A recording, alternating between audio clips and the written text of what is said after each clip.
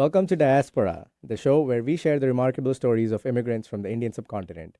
I'm your host, Aditya Mehta. Each week, we sit down with individuals who have made the journey over and explore their experiences, their challenges, their triumphs. We delve into their unique perspectives on adapting to a new culture while staying connected to their roots. Today, we are joined by Hiloni Sheth. She's a product manager and a digital marketing entrepreneur. She's originally from Mumbai, and this is her second stint in the US. A very interesting thing about her is that she and her husband, Prerak, spent a year living in several different cities across the US before settling down in Seattle. I will go into that a little bit later in the show. I know Hiloni in a manner that might seem strange to most Americans, but is common in high context cultures like India. She is my in law's former neighbor's son's wife, so very close. And now the former neighbors are neighbors again, and I've got to know her husband pretty well over the years as well. So, with that, let's dive into this week's conversation. And Hiloni, welcome to the show. Thanks. Thank you so much. And just to add context, I think Yeah, my mom-in-law and your mom-in-law are like best friends. I think yeah, that kind of makes it closer for sure. that makes it closer too. The building that they live in is like a mini city by itself, and everybody has all these close friends who hang out at each other's houses.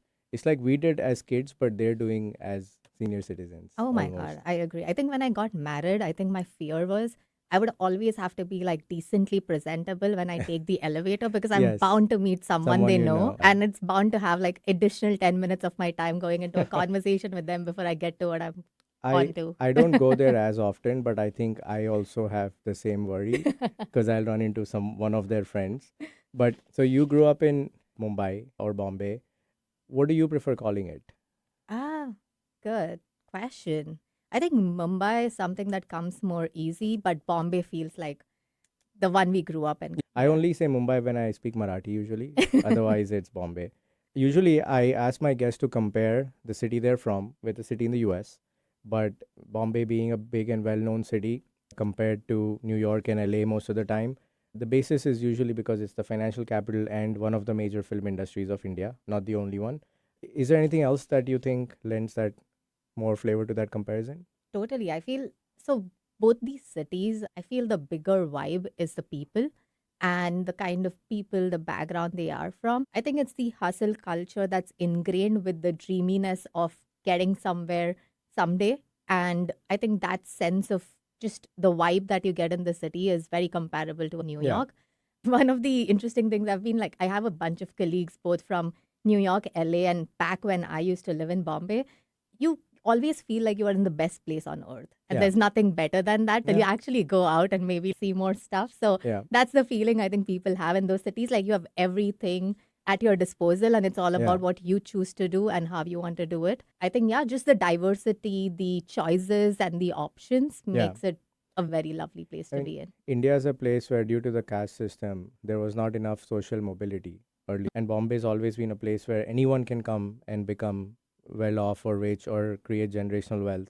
And it's always been like that from the start. And now I think there are other places in India where you could probably do that. But I think Bombay is definitely special in that aspect. And also, I agree with what you said. People in Bombay don't know anything about what happens in the rest of the country. So once you cross the city limit, it's like rest of India. Yeah. And I used to travel a lot for my family business, and I would visit all these small towns all around the country. And it was really eye opening as to what happens in the rest of the country outside of the little bubble that Bombay is. One unique thing about Bombay, no matter where you live in the city, everyone south of you is a spoiled brat, and everybody north of you is like a wannabe. I would not agree. I come from No. the northern part. So for you, someone from Virar is a wannabe, and someone from Bandra is a spoiled brat. So I grew up in the suburb of Borivali till I was 6. Mm. You're from there. My wife's from there. Your husband's from there. Tell us about Borivali as a place. What is it like? Oh, interesting. So if we had to put Borivali into context, I feel like it's a very big, high functional family with a lot of people on different paths, but still eventually like somewhere their paths are crossing and they're colliding and building one ecosystem out of it. It feels very close from a culture perspective. I think at least the neighborhoods that I grew up were very similar to the kind of culture I came from. It holds a lot of that dreamy mindset because a lot of us, at least growing up, were maybe like second, third generation immigrants in Bombay. But we have always heard the rags to riches stories of Yeah. like our grandparents or our Yeah. parents. And that kind of puts us in that mindset that, okay, this is the place where you can get to Yeah. where you want. It's a landing spot for Gujaratis moving from Gujarat to Bombay. Yeah. And as life progresses, people sometimes continue living there, buy bigger houses there, or they end up going out to South Bombay or Ghatkopar or the other Gujarati hubs. But have you noticed how Borivali West and East are completely different? Yes, they are. I think the culture, I think West is very like Gujarati people, and it feels like you have always a sense of belonging. I think even if you're new or you Yeah. have been there forever, you will Yeah. find that sense of belonging. I've not been a lot to the east side or lived there, but yeah, it's different there. It's Yeah, not as that's where I warm. grew up, and when I go back, some of it is still exactly the same, whereas Mhm. the West has been transformed. So, for more context for our listeners, most suburbs in Bombay have a east and a west side, and that's based on the railway track. So, the main commuter line, the Bombay local trains, they split most of these suburbs into an east and a west. And generally, the west is nicer, I would say, or busier, or there's more retail and more things going on than the east part of the suburb. But Borivali, as a suburb, has over 1 million people, Oh. and so that's the size of a large American city, not even. And then it's just a suburb. Maybe more about Borivali at some later point. What was it like growing up? Were you in a convent school or like a regular school or Yep, I think most classic Bombay kids were in a convent school. Your parents wanted you to be good at English for English? some Yeah, reason. They would put you yeah. in a convent school. So came from a convent school. Growing up, I was probably one of those good kids for tag. I used to be like very good at studies, would listen to parents, pursue different hobbies, and very cocooned upbringing Mhm. where always protected, have good families, big families. So you have a good set of cousins to learn from, but at the same Yeah, time, they're as close as your friends. So your culture is very much defined by people around you, yeah. and that's mostly what I grew up with. Was your building like a Gujarati building? Yes. Yeah. So that's the thing in India. Like a lot of neighborhoods are cosmopolitan, but a lot are very segregated in terms of the community or the language that's spoken. So my building, like non-vegetarian food is not allowed. And there was a funny story where Zomato, which is a food delivery app like DoorDash, they had a separate delivery team for the non-veg food, and they had red uniforms so that the veg people are they have the solace that their food is being handled by someone who handles only vegetarian food. But then these red uniform people were going into all these vegetarian societies because people were secretly ordering non-veg Yeah. food, and then they got busted and Zomato had to change the rule. But yeah, ours is Gujarati, Marwadis, mostly Jains, and it's pretty common and it's not looked at as like a bad thing. Like here is, oh, it's not a diverse community, it's a segregated community. But I think Indians like to be within India, be among their type of people. So Yeah, it gives them a sense of comfort being yeah, around, and it's easier to bond as well. yeah. And I covered this in a previous episode where if it's a like a university setting where there's only 50 Indians, they all get along. But if the Austin where I went to, there's 2,000 Indians, then the Gujaratis hang out separately and the Bombay people hang out separately. So it's ingrained into how we are as a people. So you went to DJ Sanghvi, right? Yes. And that's where you met Prerak. Yes. So DJ Sanghvi, for our listeners, has a really big alumni presence in the US too, right? Yeah, like I remember 80% of my batch from my undergrad is right here in the US. So a lot of us actually move abroad and settle here. I feel like in any city that I go to, I will definitely Fine. someone I know from Yeah. DJ Sanghvi and like meet up. And if it's someone who you don't know, but they're just alums, does that still help? Yeah, it still holds true. This happened to us like when I did that whole different city living on Instagram. I had like random people like alums reach out that, hey, we are in this city and because you're here, let's just meet up. And that was like nice, welcoming, warm, Yeah. pretty good. You don't see that with a lot of colleges in India. Like maybe the IITs have that kind of alumni group or ISB does, but the average Joe college, like I went to HR college, that's not a thing where you would reach out to someone and say, hey, I'm also from HR college, so let's be friends or whatever. So that's pretty nice. What did you study there? I did my information technology engineering, but I think I spent a lot more time organizing festivals, Yeah. doing sponsorship, like getting people to buy Yeah. stuff that we were selling. So that was something that I did a lot more while doing engineering. And I think that's probably also where I found like my real passion. I think that's a story for a lot of they see kids like you're overachieving, you get into science, you do engineering, and Yeah. probably while doing that is when you really realize, okay, what's your calling, what do you Sure. really want to do. Yeah. And that was a very typical path that I had as well. And these college festivals are a big deal. Oh. And it's a matter of pride for your college. And like when Xavier's would do the Malhar festival, like HR would send a 200-person contingent and they would all show up at the same time and try to intimidate. So in those days, those things were important and it was a big deal. I was part of these committees as well. My actually college organizing happened more at UT Austin, where I was founder of the Longhorn Cricket Club. And when I left, it was probably one of the biggest cricket clubs in any university in the US. We had like 400 members. Wow. And we also won the Central Texas Cricket League. So it was quite a proud moment. But in India, I was more like just part of these committees, and those were fun times. And we were called the outstanding students of the college because we were always standing outside the classroom and not actually attending classes. Oh, yeah. I remember my parents had to come down because I had lack of attendance and they would like Yeah. ask them to come down and inform them. And I'm like, my parents know, like they are aware of what I'm doing, but it would still be like that formality. But I think just coming back to your point, like why DJ Sanghvi is so close, I feel one of the other parts to it is because we were so involved in these festivals, like you would know like all these people and they would be across years. It just didn't have to be your cohort. And the amount of time we just spent in college, like it would be easily like 12 to 14 hours just being in college and being with your friends. I think that kind of created those close bonds, which with time it still exists. So after college, was that when you did your first stint in the US? Yes. So I think this is like in DJ Sanghvi, I realized, okay, I have a knack for convincing people and I also enjoyed marketing. So that led me to this whole feeling that, okay, what if I explored this part of it? I actually started with a job in EY in the engineering space. I was doing IT consultancy, did that for a year, kind of realized that, okay, this is great, but it has like a cycle, right? Every year you're just going to restart the same thing, especially in consulting and in your early years. And after a year, I was like, okay, I don't see a significant learning curve for me happening. And also coming from entrepreneurial families, every morning my dad would be like, why are you going to office? Just start something of your own, kind of a vibe in your family. So that motivated me even more that, okay, why not take that leap of faith? Why not start something of mine? So I was wanting to go into marketing and then I looked at some opportunities and landed on this thing in Harvard. So they had a summer extension school where they basically do marketing management as a course. And then our professor was at that point in time a pretty renowned person. He had written like a few books in marketing and it looked very interesting as a course. And I was like, okay, why not take this, get a kind of feel of what it is. And that landed me to Boston. That is the first place I landed. And was going to be in Massachusetts for some time. Yeah. Going back to your dad saying entrepreneurship, I think it comes more naturally to Gujaratis. We are like less afraid to take that risk as a people versus some other more risk averse communities which favor either like the safety of a job or a government job, as in India.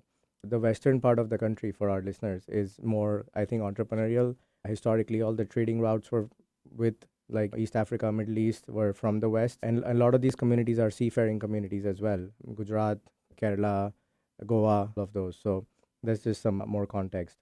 Adding to that, like I actually feel that's true. I feel like coming from more an entrepreneurial families, I have myself seen the ups and downs of owning a business or running a business. And I've seen my dad go from whatever X to zero at some point and then come back from it.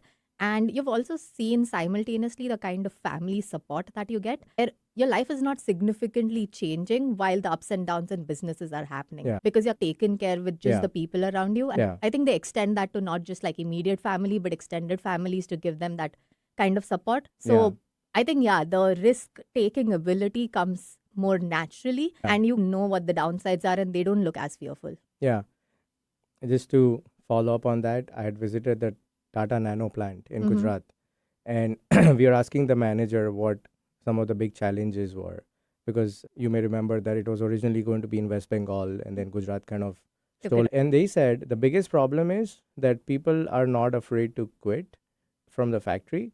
And when we say, what are you going to do? Where else will you work? It's like, oh, I'll just open a business. So it's ingrained even in the lower socioeconomic strata and not just in the business families and more well-to-do people. So after Harvard, did you stick around in the US? Did you go back? So during Harvard, I think there was some very interesting eye-opening things that happened. I think that was my first exposure to people beyond Bombay.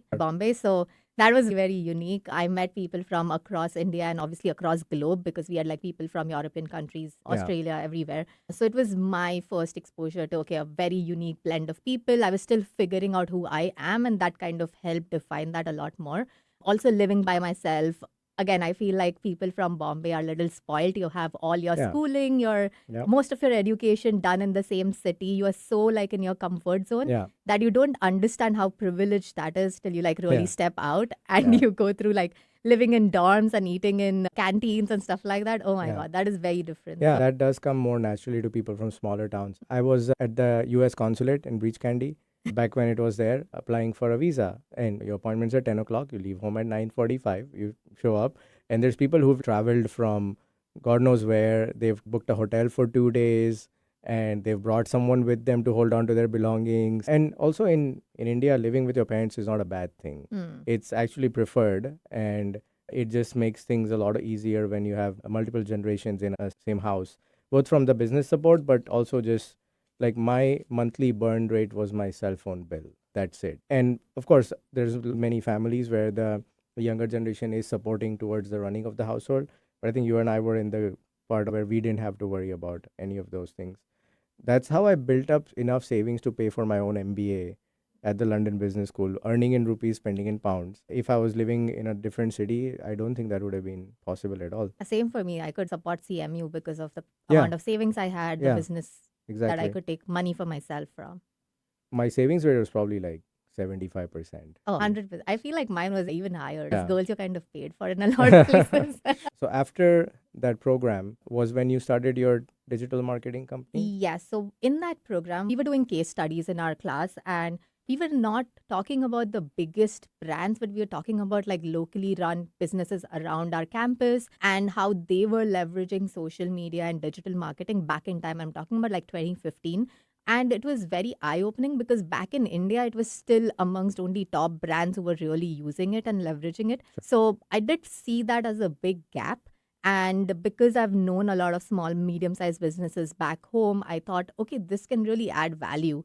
And that got me to the whole idea that, okay, why not open something like this and help brands in India when I come back with this digital marketing kind of support? We'll go into a short break right now. And when we come back, we'll talk about your experience running this business, the challenges that you face in India, how different they are from challenges here, and then also your experience of running it remotely. So we'll be right back after these messages. Welcome back to Diaspora on KKNW, where we share interesting stories of first generation immigrants from the Indian subcontinent. We are talking to Hiloni Sheth, an entrepreneur and currently a product manager. So, before the break, we were talking about you setting up your digital marketing company in India. And I would suppose it would be slightly easier for you than an average person starting a company, A, because you're from a business family, and B, because you came in armed with all this knowledge from Harvard. What were the biggest challenges you faced that you did not anticipate? Oh, good question. I think definitely I felt confident that I had that support and backing, and I didn't feel alone in the journey just because you have like business families. It feels you're doing it together. But something I wasn't ready for, and this is the most evolved, I think, let's say very like 10 years ago, kind of a timeline. But I did see some sort of discrimination. I would not say real discrimination, but the gender based differences that you Yeah. see when you're like in a meeting with a bunch of execs, and unfortunately the team is all males and Yeah. maybe twice your age, and those were like times when, one, I think mentally you felt intimidated because you've never been in such settings, and then second, yes, it puts you in a self doubt as to like how are they going to really perceive you, are they going to take the time to hear you out, and then lastly negotiate with someone like you on a table and really talk about numbers. So those were some things that I did face as challenges. And I think, as every leadership is, I think people skills and people management. And when you're like young leaders, you have that energy and the drive in you where you want like everyone around you to have that same kind of energy. And you learn a lot about people management and even yourself, and you make mistakes, and that's part and parcel. And I did that. I did a ton of mistakes of kind of expectations you set, kind of processes you set, even like lack of processes to an extent. Like I feel like my backgrounds were more traditional businesses that I'd learned from. And then I had EY where I'd learned some best practices, but to really apply them, that was hard. So yeah, it was all about like, how do you make sense of things while you're building and running? It's like building your plane, flying it, and there's a chance you're falling in between and then going up again. To use a plane analogy, I think I overcompensated on the process part when I started my social media company. I had jumbo jet engines on a Gulfstream. So in process terms, it was so robust, but I had 3 employees. And those learnings have been very useful in my current business, where I know what to spend time on processizing at at every stage, and what things to just wing at any particular stage. So for me, the challenge was getting money out of people. We are a high context culture, which means A, people are okay with uncertainty. B, there's power distance. So the vendor is here, but the boss is there, or the client is there. So the vendors are always looked down on in some sense. And when you moved here, you were still running that company. Did your point of view about this receivables follow ups change when you came here? Oh my God. I so relate to this. Definitely it changed significantly. And this actually happened back when I was there. I think down the line after 4 years, I started expanding to international clients. So I had clients Yeah. across like Singapore, UAE, Europe, and Yeah. even US. I realized how easy it was to deal with these clients. Your money would come in even before you started the work for that month. Unlike back in India, where it Yeah. would run at a 3 month lag. And I feel like Months is pretty good. yeah, I think I was relatively strong on my follow up, but it took time out of the business owner to really call the other business owner and follow up, Yeah. which is something I didn't account for as someone running an organization. Yeah. Like you want to do like more impactful stuff, Yeah. then follow up for receivables, Yeah. but that's something that ended up becoming part of my role. Yeah. So yeah, that was big. I feel like the whole way it's set up there, it's like you said, there's a gap between the power equation, and Yeah. that significantly Yeah, clients from abroad also have their challenges. Their expectations, they have very low uncertainty avoidance, for example. So when their social media specialist would say, "Oh yeah, we'll get it done at some point," those clients may not, they want very precise answers. Mhm. But I would take that challenge any day versus having to follow up about money. When I came here, I started working at Amazon at some point, and then I was like, I'm having to do all this to get $500 out of someone. Mhm. In India, that $500 goes a longer way, Mm. so it mattered more. But here, I was like, yeah, it's not worth my time. And I think that was one big reason I decided to not do the business in India anymore. Mm. The scale and the opportunities are definitely there, but I Mhm. think you need to be a certain temperament to Mhm. succeed in India. And if you are, you can do very well, even now, especially now. But at least for me, I don't think I had the temperament. I deal with clients here much better. Also, because I came here when I was 17. So Mm. I've picked up a lot more American habits than the average person who comes here for a master's degree, for example. So yeah, what was the experience like running the business remotely, apart from the receivable stuff, but just managing your team, getting work out of people? I think let me start with what happened back then. Yeah. So I think running my own company, I think it was most like it started with me to like building a team of almost 60 and expanding into different clients, different even like different types of companies that we worked with. That was pretty challenging. I dabbled into a lot of technology. I think back then augmented reality was I something remember that that. came in, Yeah. and luckily I was very much on forefront of technology just because of my engineering background. Yeah. I leveraged a ton of that, which gave me like exposure to understanding how you can scale business with tech. This was also one of those big decisions for me, like when I was growing and like transitioning out of my entrepreneurship to product management. I think one of the realizations I had was growing with people in a service based business versus growing with technology in a product based business. Yeah. I think I'll choose the latter Huh. because it gives you a lot more liberty and Scalability. Yeah. scalability both. Yeah. And that's what I learned. Like at some point, you are that single point of failure in a service based company Right. unless you have equally reliable people that you're putting across Yeah. to your clients. So I think that became hard. I think when I started becoming remote, I think the one biggest challenge was, I think, people, to an extent that people don't realize how different it is when it comes to work relationships back in India to in the US. I feel in India they are an extension of your family. You know their birthdays, Yeah. you don't know their families, you know them like at a deeper level. And at that point, when I started seeing that me being international led to some of my early people that I'd built web shakers with were looking out for like different opportunities, Yeah. it gave me that sense that, okay, leadership and emotional experiences are so intertwined, or at least for me, they were. And that was pretty hard, like to see that changing and not having enough control over it. Yeah. Because again, I was very much the opposite side. I don't have a lot of processes, but I was more like, oh, let's do a gut check here. And only where there's a process needed, you put Yeah. something in. So that was definitely one of the hard parts. And also, my shift happened in the pandemic. So Right. at that point, my company was running pretty well. Like at some point, I'd convince my husband that you move back because it's doing well. And he was almost there. And then pandemic hit. And I was like, okay, world's going remote. And now I have a chance to just live in another country again Sure. before I go back to the way I thought about it. And that opened up eyes. I think the other trade off is the dollar amount that you said, the amount of Yeah. time, effort that you put, and the reward that you get out of it Yeah. versus doing something here. That kind of Yeah. has a very big shift as well. Like you Yeah. put 12 hours and like real brain work, and your rewards when it comes to INR is not significantly Yeah. comparable to the kind of expense you have in the US. Yeah, so one is the difference in the exchange rate and purchasing power. One is also that culturally in India, nobody values your time. Yes. So if I say I need to get paid for my time or expertise at that small business level, at least, maybe it's big, different with big corporates, but people will be. So, for example, when I go to meet a client, they'll say, come in the second half of the day. And it's not that come at 4 o'clock or between 2 and 4 p.m. At some point, and then when I'm free, I'll see you, and you have to sit outside. And if you ended up wasting 2 hours, too bad. So that's another thing. But also, the effort result correlation is stronger, not just in dollar amount, but in terms of how much of your time is spent in non productive activities is much higher there. So in Bombay, if I would do 2 meetings a day, that was a great day because it takes so long to get anywhere. But here, I can do 5 meetings in a day. And sure, part of it is the whole remote and post pandemic, but in general, it's much more efficient here. You're not wasting your time in so much compliance. I think we had more government agencies we were dealing with than we had employees.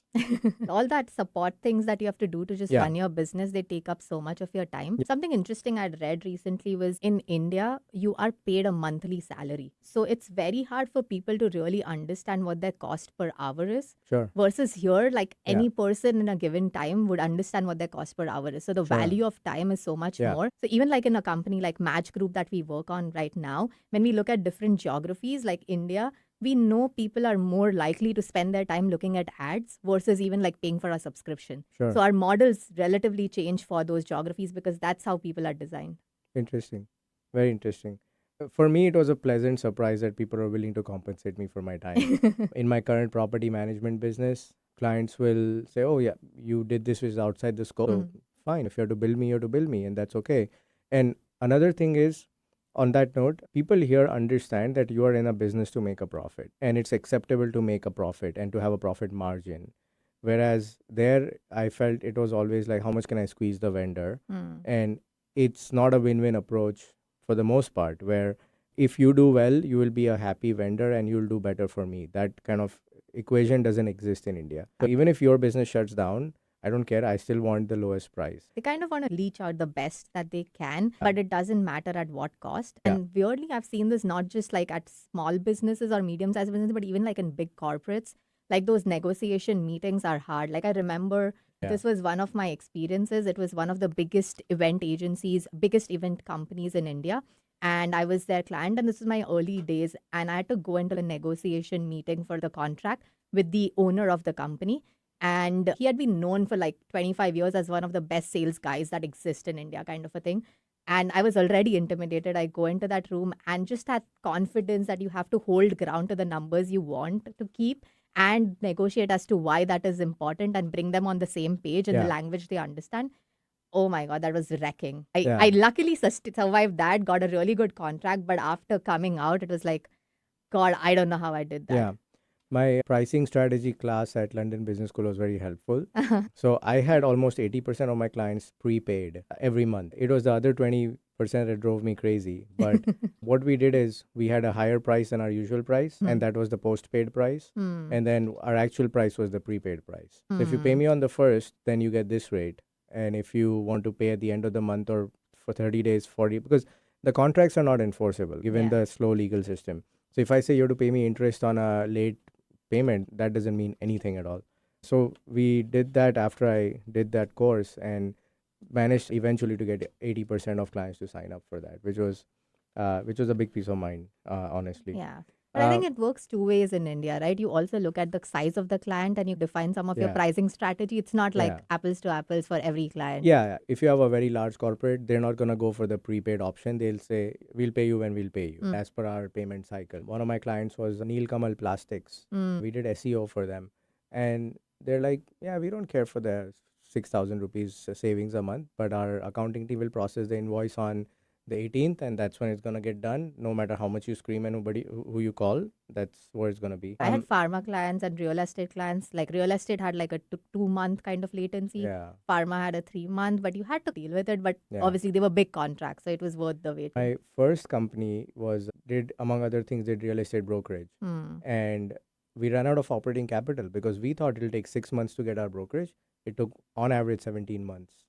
So when you moved here and you were running your company, did you have a CEO there or a CEO? And I think at some point your sister was also involved with the Yes, business. yes. So I eventually started building a contingency plans, and I think 6 months in being here, I realized that is not sustainable. The 3 a.m. meetings and taking random client calls. What's it worth? Yeah. And is it even worth doing at this point in time? So that kind of put me in that zone that, okay, I need to build a contingency there.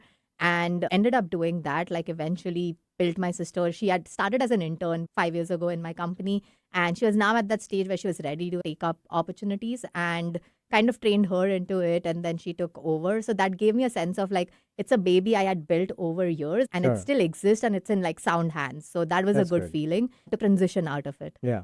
And your sister is younger than you. Yes, she is 5 years younger than me. Okay, so there was a decent age gap that you could boss her around Yes, as the yes. intern. The first year took a toll on our relationship a little course. bit because it's like fine line between, hey, are you talking as a sister or the CEO Yeah. of Web Shakers today?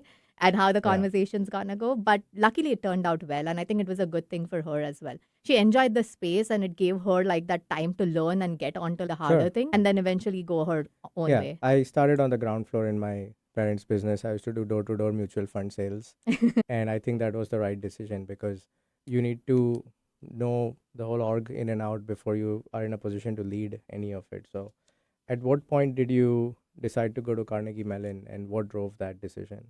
So this was, I think, very much, I spoke about the technology part and I wanted to kind of figure out ways to scale with it. But what I also did is just part of me loves like learning. And I was like, okay, let's experiment. I built one of my clients and Web Shakers was like a jewelry brand based out of New York, fine jewelry brand. And the client was also just looking at expanding their business. They were more into B2B and they wanted to start a B2C. And I was like, okay, let me like test my product realm here. And just because of doing marketing, you get so much customer insights that you can feed into your product that they are helpful. And I'd seen that working for my clients back when I was doing marketing.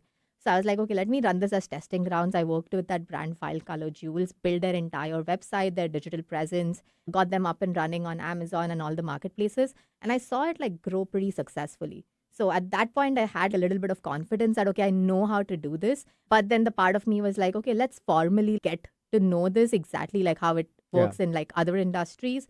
And that got me into thinking, okay, I'm going to pursue like an MBA or something and I'll start prepping for it.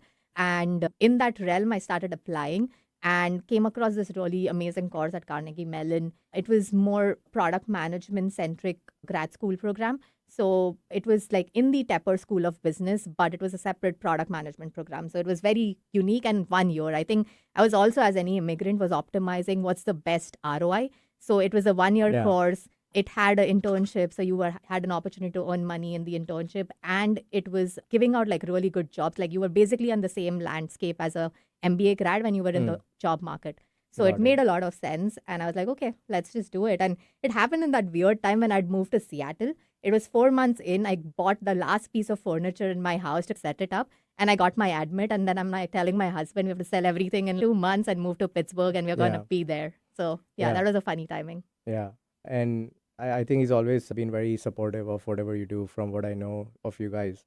And so he moved with you and you both were in Pittsburgh for the Yes, whole yes. year. I think he was super nice to move from leaving amazing Seattle and moving to Pittsburgh. And when I moved there is when I learned apparently Pittsburgh has one extra gloomy day than Seattle. So it's even more gloomier than this could be. I didn't know that was possible. Yeah, I mean, Prachi loved everything about her life. So Prachi is my wife. And I've pretty much dragged her to Canada. So I always appreciate that she did that for me and stepped out of what was very comfortable life, great career. She was due for a promotion and we just showed up and not knowing a single person. So it's good that you appreciate that as well, like I do for my spouse. Oh, totally. I think it's a together journey. I think you can't do so many things by yourself. Yeah. Yeah. On that note, let's take a short break. And when we come back, we'll talk to Hiloni about the podcast that she used to have and also her journey spending a little bit of time in a lot of different cities before settling in Seattle. So we'll be back after these messages. Welcome back to Diaspora on KKNW, where we share interesting stories of first generation immigrants from South Asia. We're talking to Hiloni Sheth, my friend and fellow digital marketing entrepreneur. So before the break, we talked about your running a business from remotely from here. We talked about those nuances and the Carnegie Mellon degree. During COVID, you had a podcast of your own. So tell me more about, was baking your own sourdough bread not interesting enough, or what got you to do that, and what was the podcast about? Oh, yeah, those were fun times. I think pandemic was the time where you did everything beyond your day to day and gave you like a big chance to explore those things. This was back in time, I think a bunch of friends, I think everyone started like being more in touch digitally. Yeah. And I had this really close friend who had moved to like the US, and then I had other very close friend who had moved to London. And we would just like set up like just calls randomly, and our conversations used to be like really interesting. And at some point we were like, okay, why don't we just like record this or do a podcast? That got to us and we were like, okay, let's just try it and build something around it. Then what kind of next hit us is all of us wanted to be in touch with our friends, which we probably, this is 5 years down into your career. So you were not in touch with almost all your friends Yeah. from grad school, Yeah. and everyone was doing very unique things after engineering. So our idea was, okay, let's talk to folks who have done engineering but are pursuing interesting careers now. And be that kind of a space where anyone who's now getting into engineering or deciding on their career has like more perspectives on what they could think of. So that kind of led us to just gathering our friends, talking to them as trying to understand more about their work, the culture changes. They were globally present and it was very unique. I think the most interesting part I loved about it is just one, being able to talk to them again and be in touch. Second, learn their unique insights that came from the things they pursued which were not the norm, and the way they tackled hardships and got out of it. So that was Yeah. very entertaining. And I think third, pandemic, you just wanted something to do and Sure. find a sense of purpose. So Yeah. that helped. I was laid off and locked down, and my family was stuck in India for what eventually would be 5 months. So I set up my fourth startup at that time. So I shouldn't be talking about sourdough bread because I went and just created a new company altogether. That's where this Diaspora podcast also eventually came from, right? From that network for new immigrants. Oh, that was for me as well. Like in the middle of the pandemic, this was like early June. March is when it started. Yeah. June is when I think we were almost in 6 month long distance marriage. Oh, And then I was like, okay, I have it. I want to be where he is now. And I took one of those emergency flights that they had scheduled from Yeah. like India to US. And I Yeah. was wearing PPE kits and like Yeah. traveling on a 24-hour journey. Oh my God, that was very interesting, very unique. That's how my wife came with my, then at that time Arjun was 7 months old. One of those Air India Vande Bharat mission flights. I think they were supposed to be to rescue Indians outside India, but they were just used as much by Indians trying to leave India, the ones who lived in other places. I remember meeting her, and the weird part was back in India, we were like so logged into our buildings and Yeah. like our apartment setups, and we were not allowed to step out. And the next moment I land in DC, that's where we were living, Virginia, Arlington. And I land there and I start seeing people eating out in restaurants during pandemic. I was Yeah. like, am I in a different world now? Yeah. Like where I was like so restricted to now I don't see the same restrictions. It Yeah. was very weird. I think part of it was the general attitude about COVID in the US, but also there's far fewer people here. So in British Columbia, where I was stuck during lockdown, you could go out for a walk. Even at the height of the pandemic, you could take your dog out for a walk. But that's because it's just 2 million people in the city. If you try to do that in India, everything would be a super spreader event, just given the number of people. So then what got you interested in living in all these different cities? And tell me more about how that came about, and then go into what cities you actually lived in. Okay. So this kind of started building up when I was graduating. We were in Pittsburgh. And obviously, the discussion was where next do we go and live? And luckily, at that time, like my husband's job was remote, and the job that I got with Match Group as well was remote. So it was our time to decide, okay, where next? And we did this thing where we started like asking our friends, no questions asked, which city would you want to live in the US?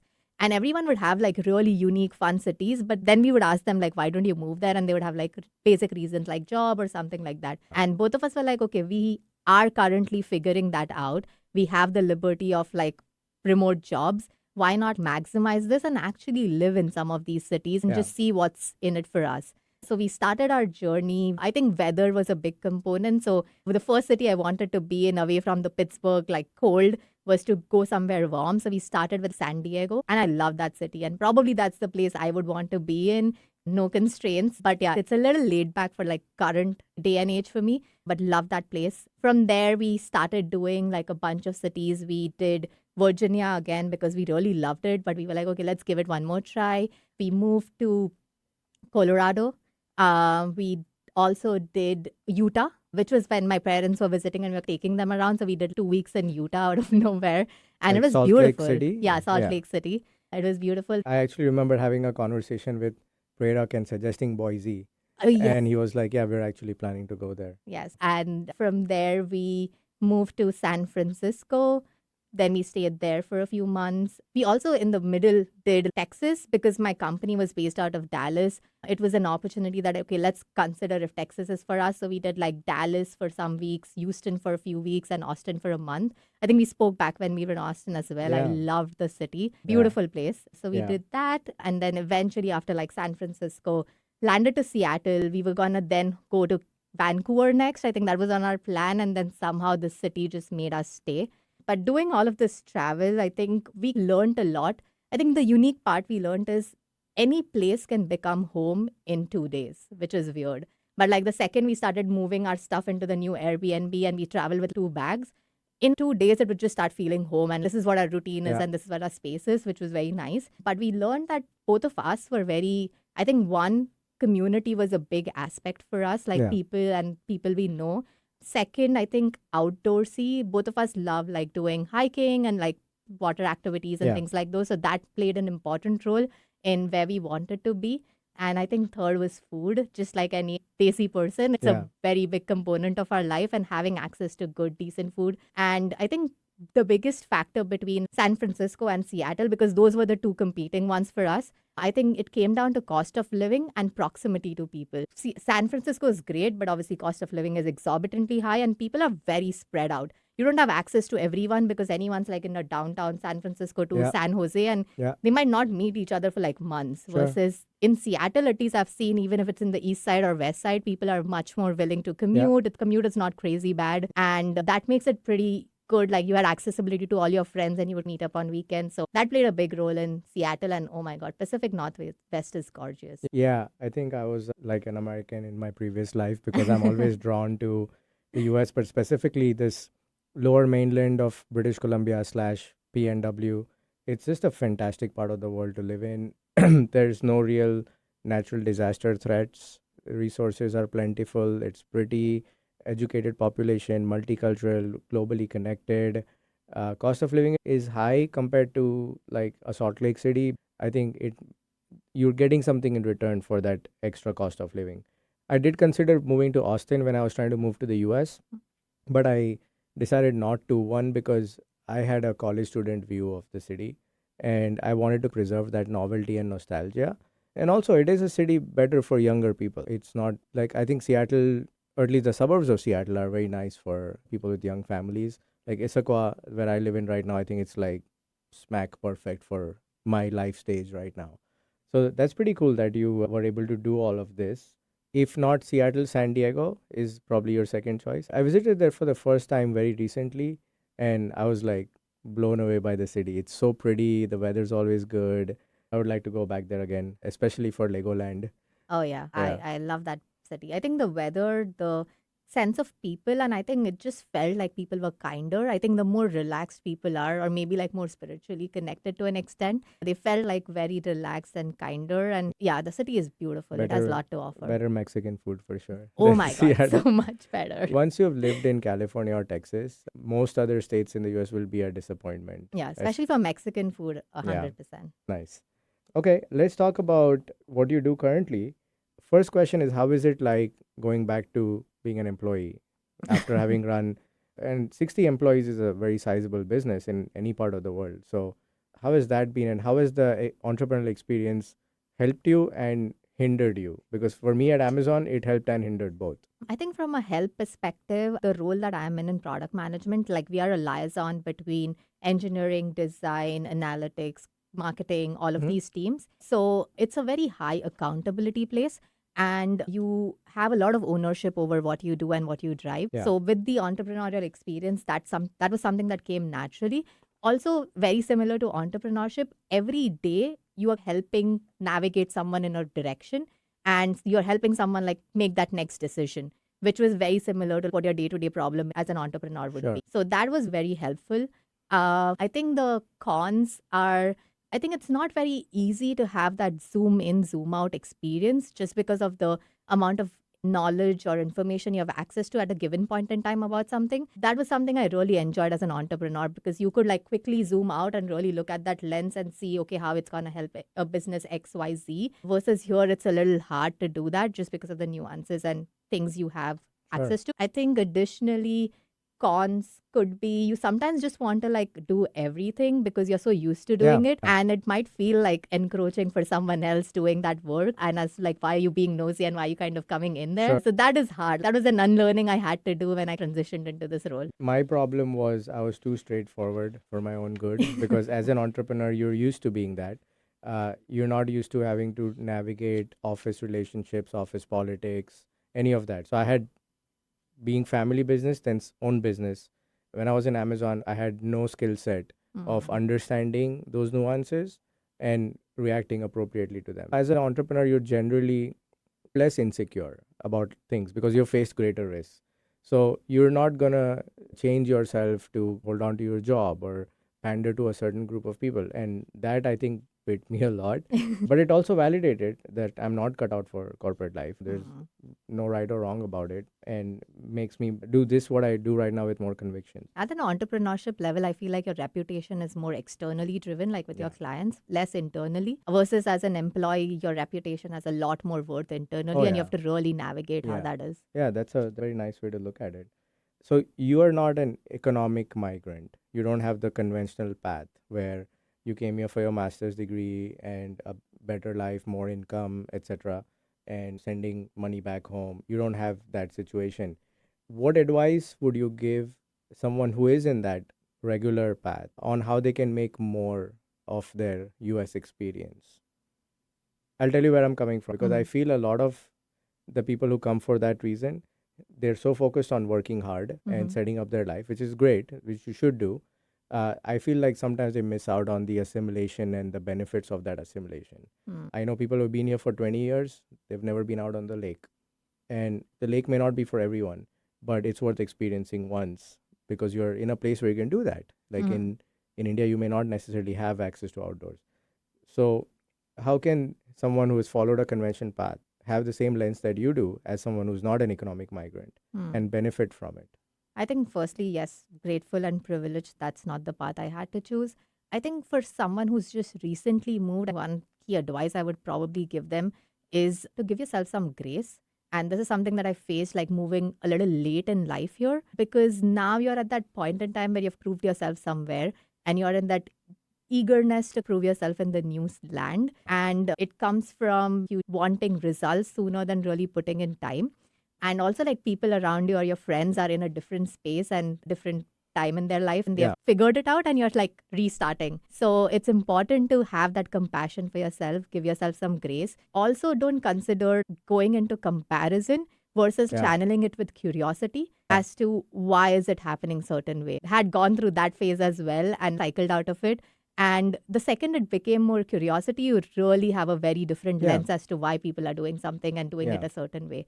And I think that comes to the economic piece as well, like beyond your 9 to 5. And the good part here is you have so much control over your time, unlike back in India, that you have that additional time to start explore yourself and your journey. Another, because of our high contextual society we are in, a lot of you is designed as what your society around you is. And when you detach yourself and move here, you now have a chance to restart and rethink all those aspects of your life. I remember as something as small as a vegetable I used to love growing up, when I had to come back and decide and make it for like, what am I going to cook for myself?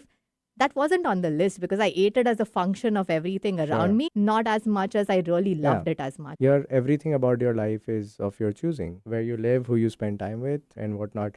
If I felt exactly that when I went to Vancouver, and I wasn't expecting to feel that, and I felt like the world's wide open. I can I can be a different person. He wasn't too happy about it, but yeah. So let's go into our weekly segment. Can we spin the wheel, please? So this one is called Sounds and Smells. Do you have any sounds or smells, good or bad, that instantly take you back or you get a flashback of home? Oh, okay. I think from a smell perspective, and this is very Mumbaikar, but the smell of that first rain and that Yeah, mitti. yeah, We call it mitti because that's the real yeah, essence you feel, and that smell of the city when you don't have to commute and go to work and stuff like that, but yeah. allowed to like just sit and relax back on that day. And then the chai and the pakora to combine with that whole experience. Kishore Kumar songs. That was in my case, but Yeah, yes, that could be the yeah, combination. But oh my God, yeah. that The reminds me of home. So the first monsoon shower in June, the smell of the dirt after that, and then the sky is blue Clean. for the next day, and then suddenly it goes back to hot and whatever, right? Okay, that kind of brings us to the end of today's episode. Thank you for listening to Diaspora. We hope you enjoyed hearing Hiloni's interesting story. Remember to check out our show notes for links and more information about the topics discussed in today's episode. You can find Diaspora on all major podcast platforms and can subscribe to our channel on YouTube. If you like this episode, consider following us on Instagram or leaving us a 5-star review. Diaspora is part of the Staying Power network of shows and podcasts, all of which are dedicated to inspiring listeners to build lives of meaning, connection, and value. You can find the Staying Power network of shows wherever you get your podcasts. We'll be back next week with another interesting story from the South Asian diaspora. Until then, take care and stay curious. And Hiloni, thank you so much for coming. Oh, thank you. This was fun.